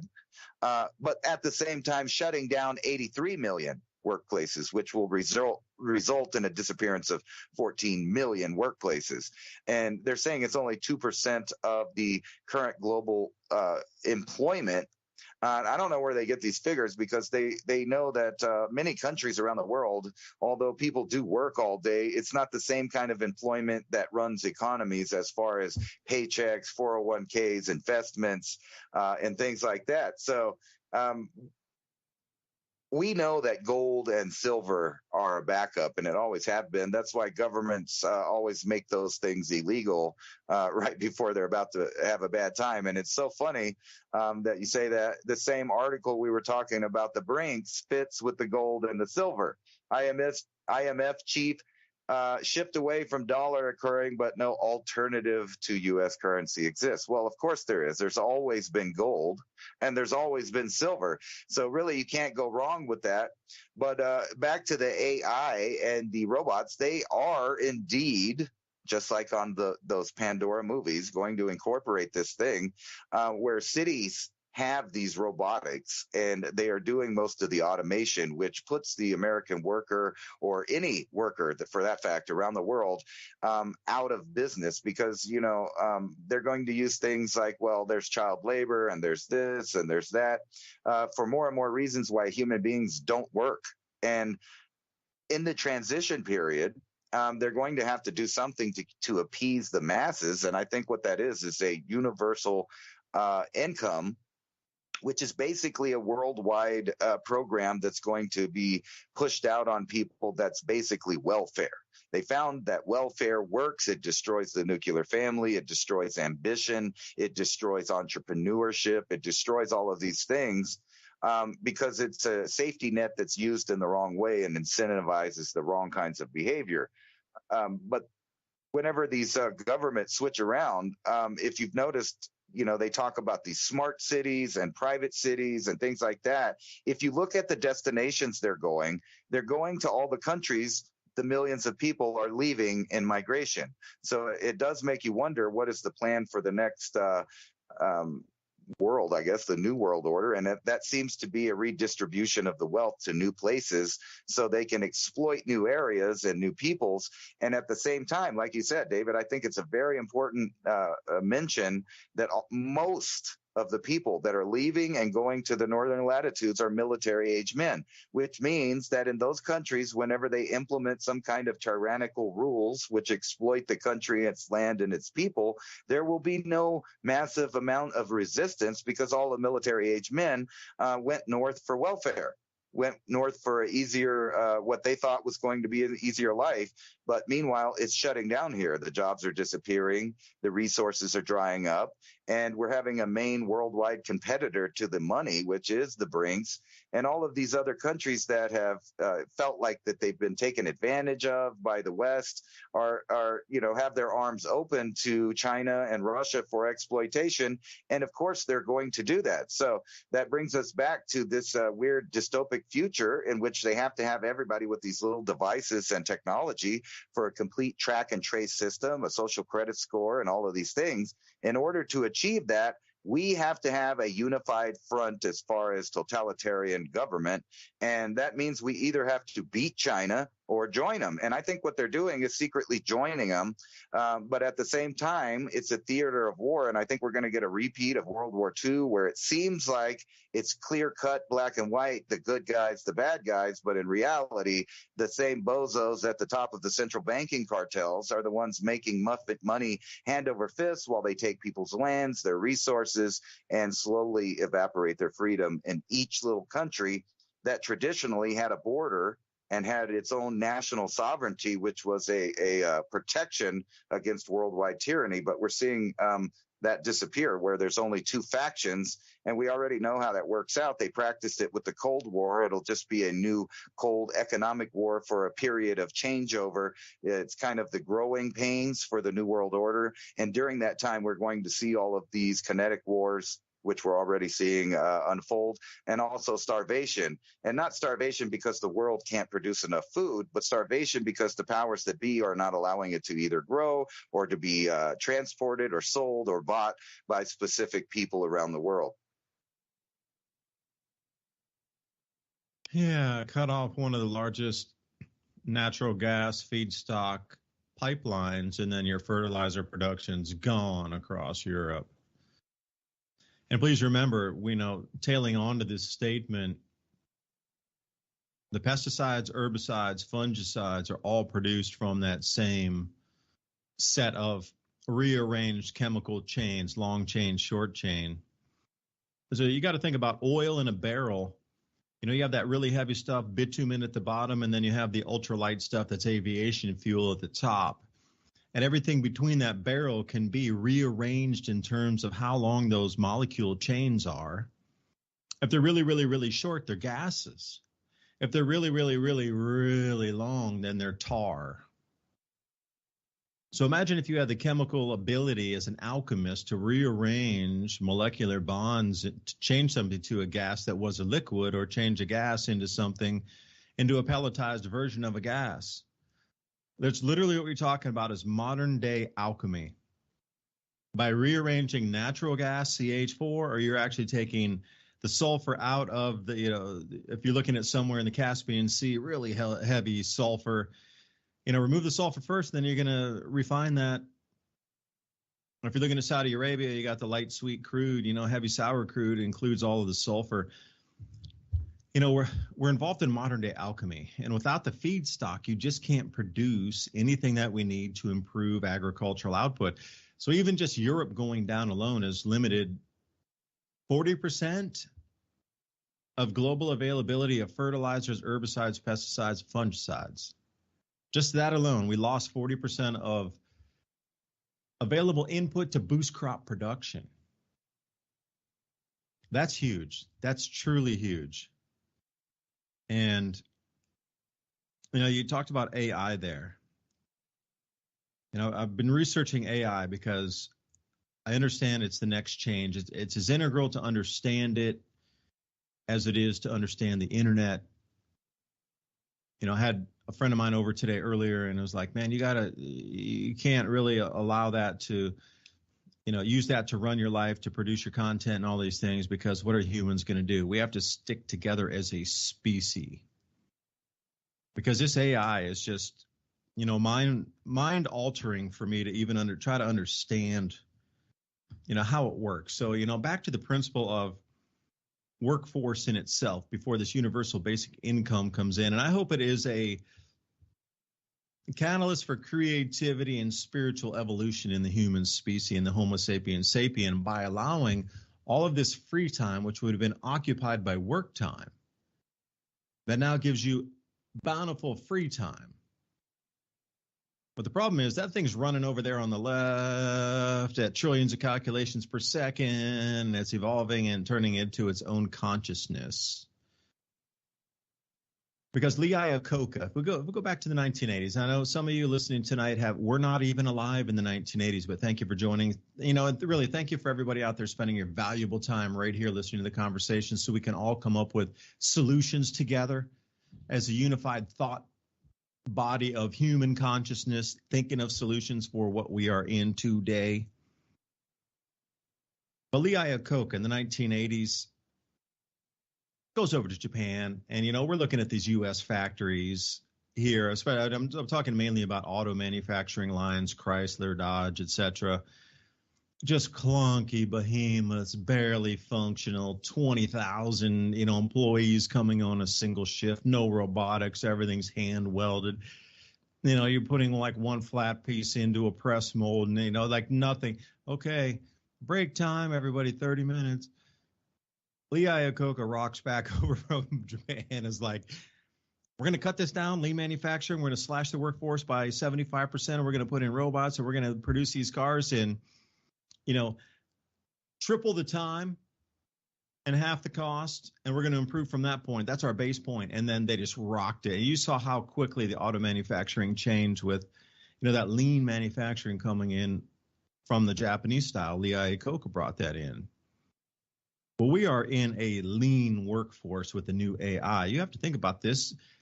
Whoever understands how to do the prompts is going to replace anybody who does not know how to do prompts. Even for the chat GPT. Forget about auto GPT and heading up GPT-4 and auto GPT. If you're not even understanding that lexicon yet, I'm sorry, you're like years plural behind in terms of how fast this thing's evolving. I mean, I'm just trying to understand it. And by the time I even understand what I was trying to use to create better titles for my YouTube videos, just using it at that little basic level. Excuse me, I had to sneeze there. I'm already months behind just even delving into the basic use of it. Like, it's running away so exponentially fast that the workforce right now If we look at the carrying capacity of the Earth, and we understand that with the solar magnetic fields changing, there's only going to be a certain amount of food produced, that our workforce is an actual human resource, or the amount of humans on the planet is going to be reduced greatly just through famines here, just from changes coming from the sun's magnetic fields, which shift our jet streams and our cloud cells, our planting and our harvesting dates. That in itself is going to create a massive cascade of human loss here out of the workforce and the quote unquote human resources, because we just can't produce enough food unless we go down near the equator or we're into the Sahel, which we talked about in the first hour here, like where are the new grow zones going to emerge that will replace those grow zones that go offline because our systems in the more northern latitudes can't produce any longer. So now we're bringing this into the AI lean workforce. You know, if you understand ChatGPT and you can do all the prompts, you can do the work of 10 people in your office. They can generate reports, bullet lists, articles, summaries, you name it, it can do it all in just like lightning speed. You need a proofreader there. Don't get me wrong. You can't just like prompt something and then turn it in. You need to prompt it, use it with, reprompt it, use it, tailor it, micro refine it, and then you get a bunch of text that you need to then, like Cliff High did a real good job at this in the beginning, running his language models through, I think at the end he was running like 300 million websites per hour to try to get the lexicon changes of how human words are changing, and then he could find how words were, you know, dying out in terms of frequency used, and then new words that were coming up in frequency of usage, and then they could see the trend before the actual, you know, make it out of the news headlines, because he was following the words used in like blog posts and websites and news releases, etc. But 300 million sites per hour scraping through the different changes in words being used, and then you could forecast out the new words on the new trends. Basically, that's like in a nutshell how he was doing it. So we come back into the super lean workforce. So right now you have 100 people at the company. They want to cut everybody anyway. So those 10 people who know how to use any types of AI prompts, those are going to take the jobs from the other 90 people, because they're going to be 10 times more efficient. And let me run through a couple things here, because I do try to save screen grabs and things while I'm trying to do my own research on this. It's not that I'm using it really.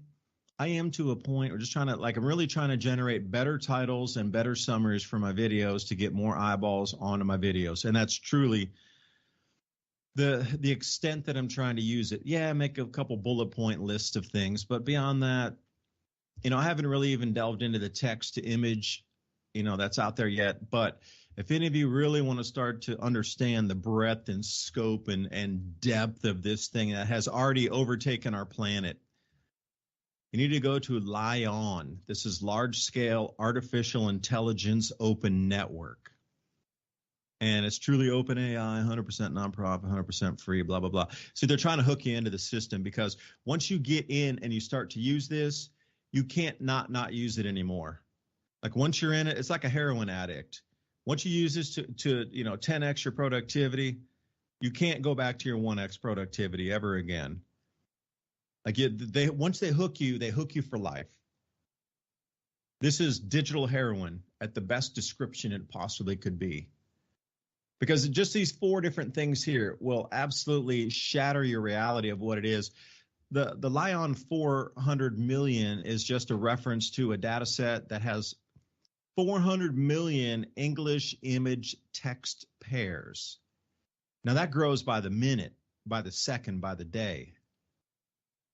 And the LION 5B, they're talking about 5.8 billion multilingual clips with filtered images with those text pairs that also feed back into the LION 400 million, or the 400M for short.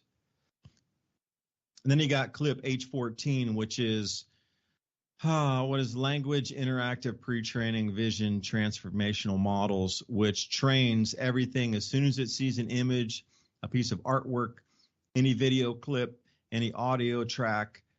it starts to mesh it into its own learning algorithm, which would allow you as the prompter to then touch it, but it has its literal digital fingers everywhere of everything that's been created by humanity ever. It doesn't matter if it's Library of Congress, whether it's your YouTube video, whether it's your podcast, the photo that's on Facebook or whatever.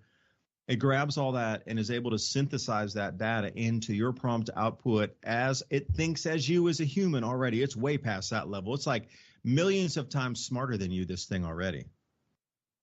And you code it in there. All right, prompt me. I want to see a desert setting with camels, but instead of having loads of salt like they did on the salt route through the Ghanan kingdom, we want to have bags full of Bitcoins.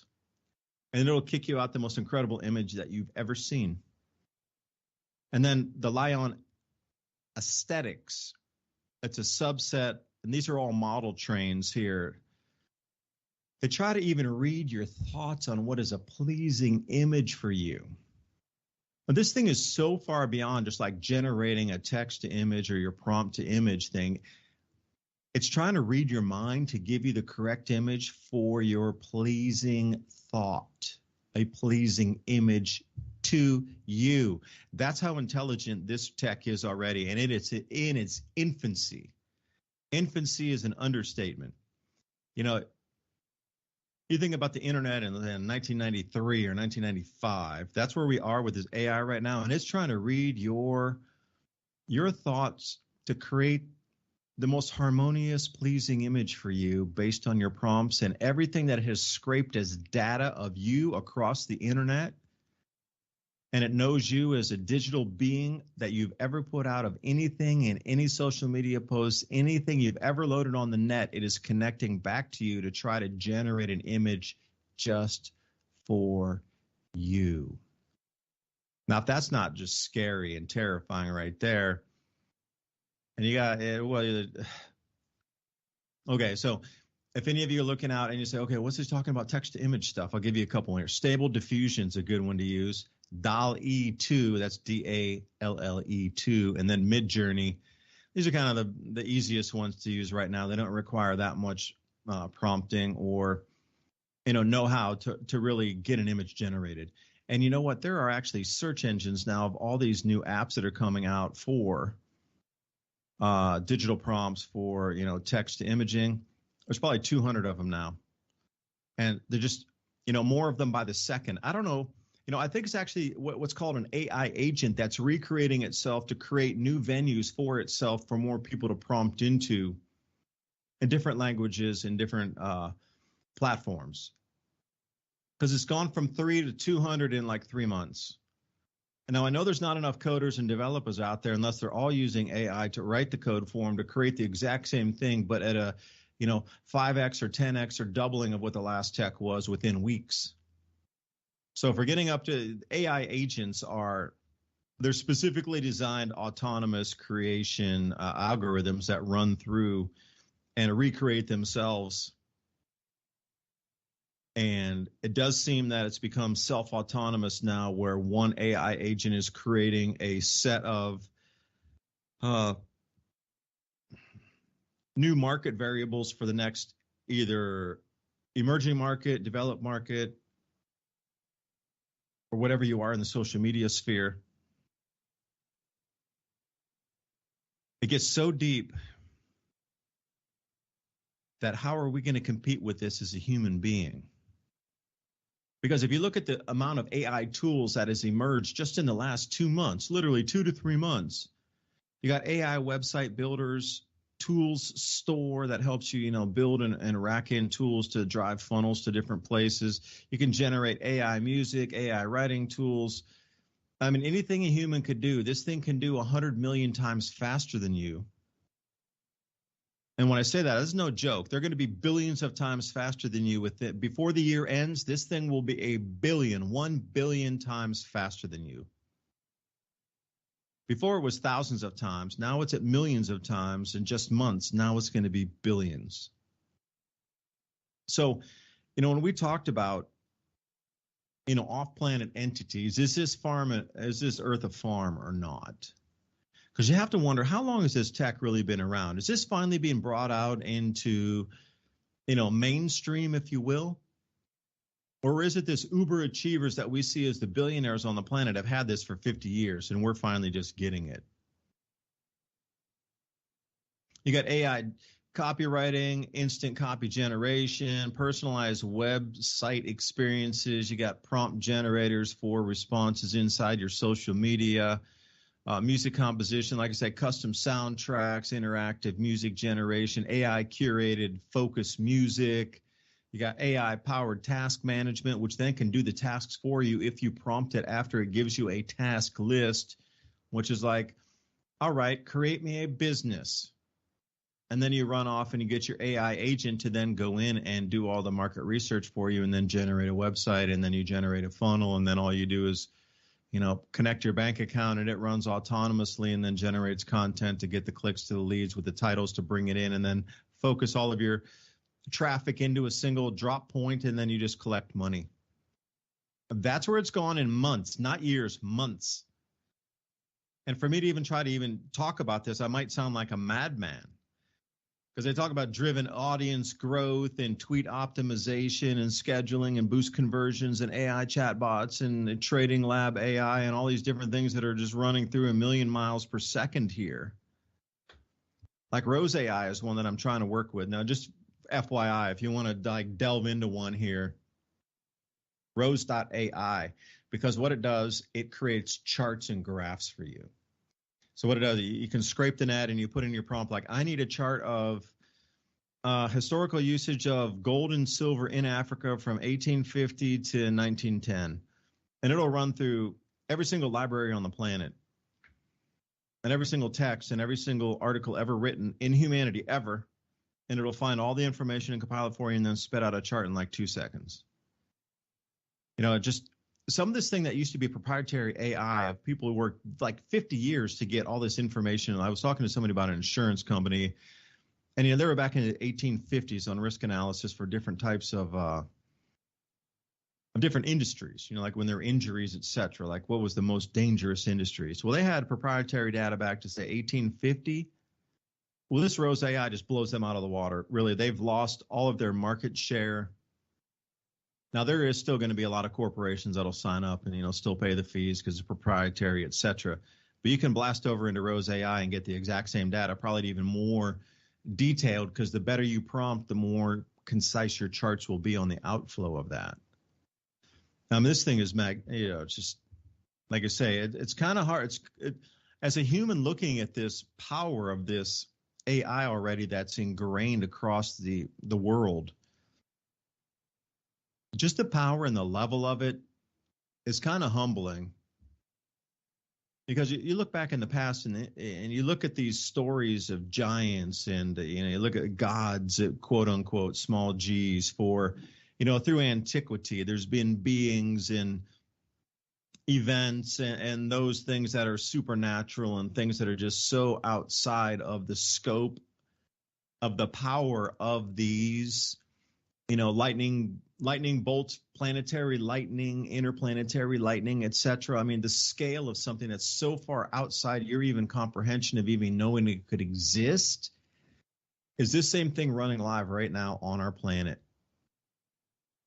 Now, to try to, as I said, I barely even dipped a toe into the water, like trying to get better titles, using Rose AI to try to get better graphs, because there's a lot of information in my head I want to understand about, iron 8 isotopes coming off the sun and the heating and the cooling on the thermosphere coming off, our planet, based on what the iron 8 isotopes are doing, or the chromium isotopes coming off the sun. Like, how does that bend our weather patterns? So to go back to like 1860 and try to compile that data, damn, you're talking about thousands of hours of research that this thing can do in seconds. So, to try to use your mind to get this data that I've been looking for is, how does this thing play in on 400-year cycles, and can it be compiled? Like, where are a lot of these logs and different kind of things that are in private libraries that this AI can still access? And don't be fooled here. there are a lot of really shady AI stuffs out there. There was one that said, oh man, if you like Chat GPT, you got to check this one. It's like Chat GPT on steroids. And I went there and every damn answer it gave me was a wrong answer or some politically left answer that just left me just numb in the head going, did I just waste my time even like putting a prompt into this thing's ridiculous. It's called Perplexity AI. This thing is the most ridiculous, babiculous, fake bait thing. Every answer it gives is just scripted nonsense. You know, like you got to be careful using these things. You got to be really careful. Like imagecreator.ai, okay, it's trying to run with all the other thing. But anyway, Ransom, GPT-4, whoever understands his tech better is going to rule the workforce. And, you know, the way we're going with universal basic income and the way that the jobs are being lost and the food's getting leaner and hyperinflation's inbound and banks are collapsing, they're not going to need the workforce. This thing's almost like a fake bait and switch where it's going to hook people into understanding it and doing the workload of 10x people. And they're just going to fire everybody else and keep those 5 people in the office that can do the work of the prior 50. So anyway, I think I rambled enough, but I think you got the point to try to respond because you're smart like that.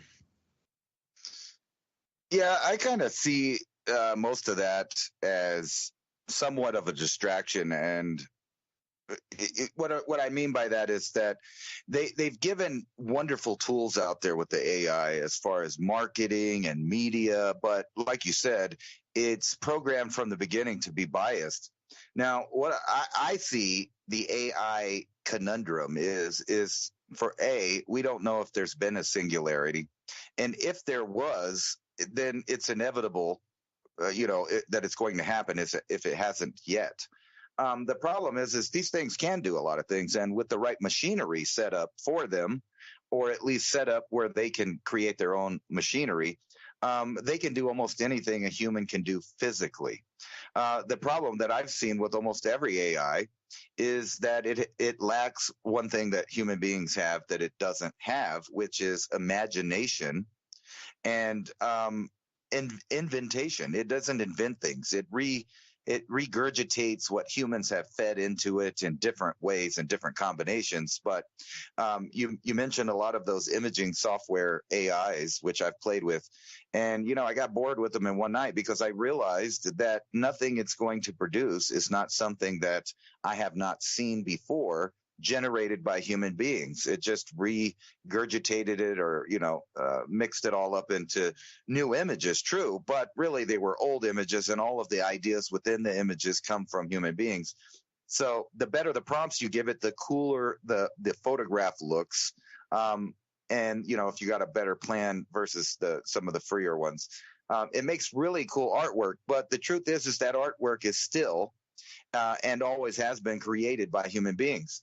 Now, therein lies the main topic right there, that this machine learning software and algorithms and artificial intelligence cannot do certain things that the human brain can do.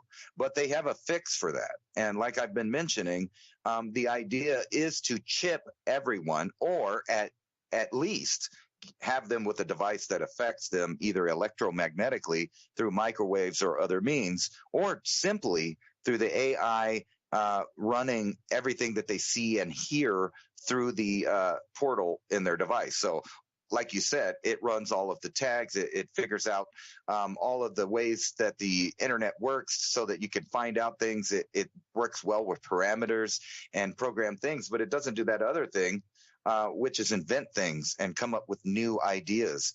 So for that part, this algorithm, this artificial intelligence network that they are creating, don't kid yourself, they are creating it, needs to connect with the human being. But don't worry, because I've been paying attention and they can already do that. So I don't know when the algorithm literally was created, whether they act like they created it kind of like Bill Gates and Windows, or, they're indeed programmers out there created everything and it's taken on a life of its own at this point, as far as, building blocks for more learning and more addition to the programming and better in AI. However, the whole thing depends on hardware. And hardware is the thing is the problem for the global elite right now, as I've mentioned, the chip shortages, etc. But they already have the inventive part done. Going back to that movie that you were talking about, Avatar, spoiler alert, part of the movie had a human being in a machine that spun around them, and they just kept asking them questions, and they said, just stop fighting it. Don't worry. As soon as you picture it in your head, we'll see it. And that is not science fiction. They already have a machine that can do almost just that, which will make an image out of your head into the computer, and it'll show what you're thinking. They also have one that is can put out the words that you're thinking in your mind. So these tools already exist. Now, when you combine them with that same researching power and quantum computing power that the AI has access to, and now you give it access to the human mind, which is imaginative and has new ideas, but also is very manipulatable in the way that we've already figured out the sciences behind colors, flicker rates, frequencies, etc. All of those sciences have been explored in the last 50 years. So they know exactly how to build a machine that can link directly to the last of any population or the population as a whole, as long as they keep embracing the idea of having an android or an AI or an avatar as their friend or their companion, not another human being, but the device, the portal into the media that is completely manipulated from the top. Now, I was showing in the audience when you're talking about the AI, the RAND Corporation's paper for future warfare, and it includes exactly what they plan on doing, which is bringing back Muslim terrorism. And, you can go point by point all the way through there. And then they get to the main part. Who's the problem? Well, it's people that don't want to fit into the new system of complete compliance, tracking, and tracing of the entire human domain. And now when you add these ideas together, just add the algorithms, the research power, the tracking power, and the analyzing power of the AI. And then you combine that with these machines and devices that they're coming up with that can scan you and tell not only what you're thinking, but what you're feeling, all kinds of things, whether you're sick or not. And then you combine that all into what they've been planning, which is this Dragonfly completely track and trace system, facial recognition. It knows when you're upset. It knows when you're about to do something. Have you seen some of the prediction models they have? They have algorithms that can predict exactly which person in a crowd is going to start acting volatile. They have all of this technology now, and they're combining it. And we saw a sneak peek of it in the last pandemic when they used it to go around and try to bully people with just the vocal and the drones, and also scanning people to find out, their temperature, scanning them to find out if they had the right pass to go to a right location. All of that is being put together in the same thing that you're talking about. You're looking at it from a point of view of business and algorithms to, shape a business and help it work. But those same algorithms can be used, and I'm saying they are being used to manipulate not only what people have an opinion about, but what they buy, what they think is safe, what they want to eat. I mean, we've known for years that they've put subliminal messages at the grocery stores, within television, in the frame rate, in the program you're watching now. Fast forward to today, that was all child's play. And now you can look at a YouTube video or any video off the internet, and in there you can have simultaneous brainwashing programs going all at once. Social, program that's telling you about opinions and trends of other people and what you should think about this, that, and the other thing. At the same time, they're using flicker rates, frames per minute, putting little images in there, sounds inside of it that manipulate your emotions, colors that manipulate your emotions. And they use all these every day on us. We enjoy them as movies, but now they're all going to be combined into a control system. And that's exactly what you're talking about. It's so fast, the amount that it exponentially grows, the power of these systems, that when you combine all of the technologies that you can just hook right up into it, including, but not limited to, robots in your house, that is a good picture of what the remaining population of these transhuman people that they want the future to be, is this, part robot, manipulatable, working class, just enough people to go around and fix the technology. Now, on the same token, every single advancement of man has been copied by another man. So every technology that has ever come out has been manipulated by someone else, either improved or changed or adapted. And the same thing is going to be true with programs, algorithms, and AI, which is why they want to go ahead and get you used to a world where power, electricity, your up-to-date information is not a guaranteed thing, but could at any time be taken away by these hackers. But if you've kind of been paying attention of years, most of the time hackers turn out to be governments, and governments have agendas. So we're going into the world where they're telling us that we are going to have a worldwide conflict, and AI is going to be a major part of who eats and who dies. The all-knowing. Sounds like Santa Claus, but on a bad trip, Gonna find out who's naughty or nice.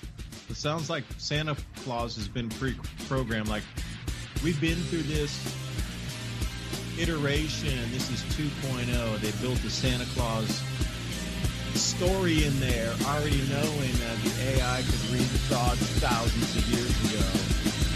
Or maybe that was the red and white. I'm Anita talking tonight. Who knows? Thanks for joining.